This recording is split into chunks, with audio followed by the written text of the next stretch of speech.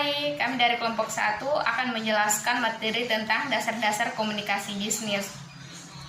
Di sini saya Ani Julia Sefira Fahik akan menjelaskan ruang lingkup dan pengertian komunikasi serta proses komunikasi bisnis itu sendiri. Yang pertama, ruang lingkup dan pengertian komunikasi. Pastinya teman-teman sudah tahu apa itu komunikasi. Komunikasi adalah suatu kegiatan yang sering kita lakukan dalam kehidupan kita sebagai makhluk sosial sehari-hari. Komunikasi itu berasal dari bahasa Latin, yaitu communis atau como. Dan dalam bahasa Inggris communication atau yang artinya komunikasi. Komunikasi berarti kita berusaha untuk mencapai suatu kebersamaan makna. Komunikasi melibatkan dua orang, yaitu komunikan dan komunikator. Komunikan itu orang yang menerima informasi dan komunikator orang yang memberi informasi. Komunikasi yang kita lakukan misalnya menggunakan cara-cara melalui lisan, tulisan maupun sinyal-sinyal nonverbal yang disebut dengan media. Komunikasi adalah suatu proses pertukaran informasi antar individu melalui sistem yang biasa atau lazim dengan menggunakan simbol-simbol, sinyal-sinyal ataupun perilaku dan tindakan. Pengertian komunikasi. Di sini ada beberapa pengertian dari komunikasi. Yang pertama, komunikasi adalah setiap komunikasi yang digunakan untuk membangun partnership sumber daya intelektual untuk mempromosikan gagasan suatu produk, service atau suatu organisasi dengan sasaran untuk menciptakan nilai bagi bisnis yang dijalankan.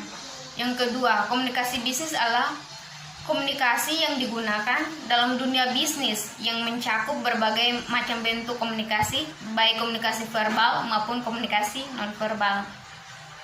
Yang ketiga, komunikasi bisnis itu adalah proses pertukaran pesan atau informasi untuk mencapai efektivitas dan efisiensi produk kerja di dalam struktur dalam satu sistem organisasi. Yang berikut, proses komunikasi. Nah, dalam proses komunikasi diawali oleh sumber atau yang dikenal dengan source, baik individu maupun kelompok yang berusaha komunikasi dengan individu atau kelompok lain.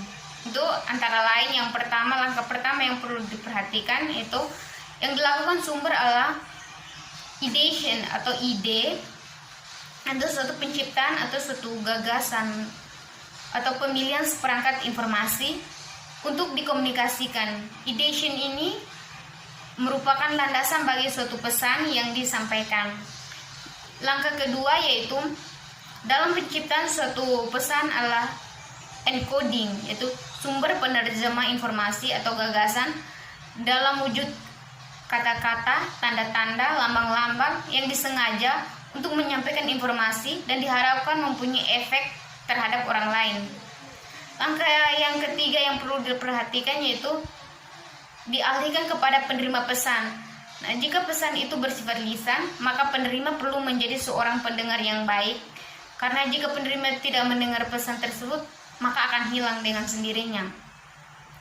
Yang terakhir yaitu dalam proses komunikasi adanya feedback atau timbal balik atau umpan balik yang memungkinkan sumber pertimbangan kembali pesan yang telah disampaikan kepada penerima.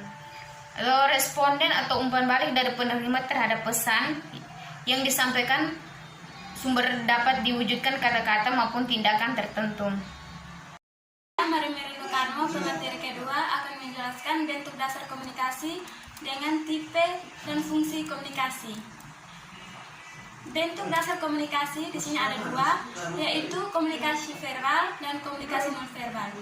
Komunikasi verbal atau communication adalah bentuk komunikasi yang disampaikan komunikator kepada komunikan dengan cara tertulis atau written atau lisan oral. Contohnya sepasang kekasih ber-SMS tiap hari, seorang presenter membawakan acara musik di stasiun televisi, seorang wartawan menuliskan berita atau opininya di surat kabar, atau seorang ayah menelpon anaknya merupakan sebagian contoh komunikasi verbal. komunikasi verbal. 1. Bentuk dan mengirim suatu penawaran harga pemesanan barang kepada pihak lain. 2. Berdiskusi dalam suatu tim atau teamwork. 3. Melakukan wawancara kerja dengan para pelamar kerja di suatu perusahaan. 4. Mengadakan briefing dengan staf karyawan. Komunikasi nonverbal. Meski jarang disadari dan diyakini manfaatnya, komunikasi nonverbal atau nonverbal communication merupakan hal yang penting. Banyak komunikasi verbal tidak efektif hanya karena komunikasinya tidak menggunakan komunikasi nonverbal dengan baik dalam waktu bersamaan. Melalui komunikasi nonverbal, orang bisa mengambil kesimpulan mengenai suatu kesimpulan tentang berbagai macam perasaan orang, baik rasa senang, benci, cinta, kangen, dan berbagai macam perasaan lainnya. Bentuk komunikasi nonverbal sendiri diantaranya adalah bahasa syarat, ekspresi, wajah, sandi, simbol-simbol, pakaian seragam, warna, dan informasi suara. Di sini tujuan komunikasi nonverbal. 1. Menyediakan atau memberikan informasi. 2. Mengatur alur suatu percakapan. 3. Memberi sifat, melengkapi, menentang atau menyampaikan pesan-pesan verbal. 4. Mengendalikan atau mempersuasi orang lain. 5. Memperlukan tugas-tugas khusus, misalnya dalam mengajar seorang untuk melakukan servis badminton, belajar golf, dan sejenisnya. Bentuk-bentuk komunikasi nonverbal. 1. Melarikan dahi, menunjukkan seorang sedang serius atau berpikir. 2. Tersenyum dan berjabat tangan dengan orang lain untuk menunjukkan rasa senang, simpati, penghormatan. 3. Melonggarkan kepala dan untuk menunjukkan sikap menolak atau keheranan. 4. Aspak di atas meja yang menunjukkan tamu diperkenalkan atau boleh merokok. 5. Mengirimkan bunga, tanda kesuksesan, cinta, dan duka cita. Pentingnya komunikasi nonverbal. 1. Menyediakan atau memberikan informasi. 2. Mengatur atau suatu percakapan. 3. Mengekspresikan emosi. 4. Bermeri sifat melengkapi menyempurnakan komunikasi verbal. 5. Mengendalikan atau mempengaruhi orang lain. Tipe dan fungsi komunikasi. 1. Komunikasi antar pribadi. Komunikasi ini penerapannya antara pribadi atau individu dalam usaha menyampaikan informasi yang diwujudkan mencapai kesamaan pengertian, sehingga demikian dapat tercapai keinginan bersama. 2. Komunikasi kelompok. Pada prinsipnya melakukan komunikasi dan ditekankan adalah faktor kelompok, sehingga komunikasi menjadi luas dalam usaha menyampaikan informasi. Komunikasi dalam kelompok tidak seperti komunikasi antar pribadi. 3. Komunikasi massa. Komunikasi massa dilakukan dengan melalui alat, yaitu media massa yang meliputi cetak dan elektronik. Dalam suatu organisasi baik yang berorientasi komersial maupun sosial, komunikasi dalam organisasi atau lembaga tersebut akan melibatkan 4 fungsi, yaitu 1. Fungsi informatif. 2. Fungsi regulatif. 3. Fungsi persuasif. 4. Fungsi integratif. Halo, saya NC Manuel. Di sini saya akan menjelaskan tentang komunikasi yang efektif dan hambatan-hambatan dalam komunikasi. Komunikasi efektif yaitu komunikasi yang mampu menghasilkan perubahan sikap atau attitude change pada orang lain yang bisa terlihat dalam proses komunikasi. Tujuan komunikasi efektif yaitu adalah memberikan kemudahan dan memahami pesan yang disampaikan antara pemberi informasi dan penerima informasi, sehingga bahasa yang digunakan oleh pemberi informasi lebih jelas dan lengkap, serta dapat dimengerti dan dipahami dengan baik oleh penerima informasi atau komunikan. Tujuan lain dari komunikasi efektif adalah agar pengiriman informasi dan umpan balik atau feedback dapat seimbang sehingga tidak terjadi monoton. Selain itu, komunikasi efektif dapat melatih penggunaan bahasa nonverbal secara baik.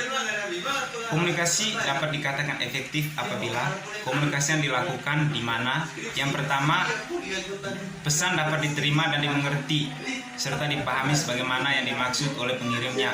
Yang kedua, pesan yang disampaikan oleh pengirim dapat disetujui oleh penerima atau ditindaklanjuti dengan perbuatan yang diminati oleh pengirim.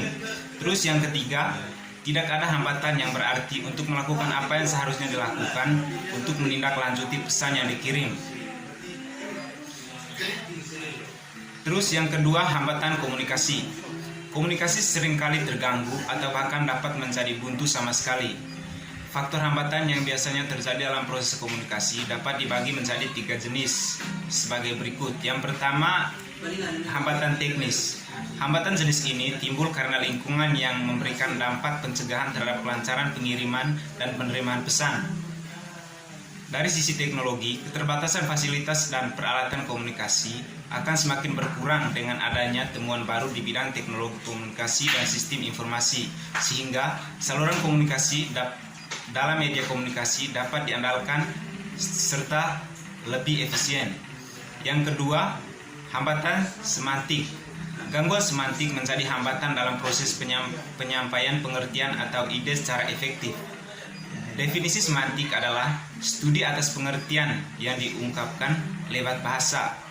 Suatu pesan yang kurang jelas akan tetap menjadi tidak jelas bagaimana baiknya. Yang ketiga, hambatan manusiawi.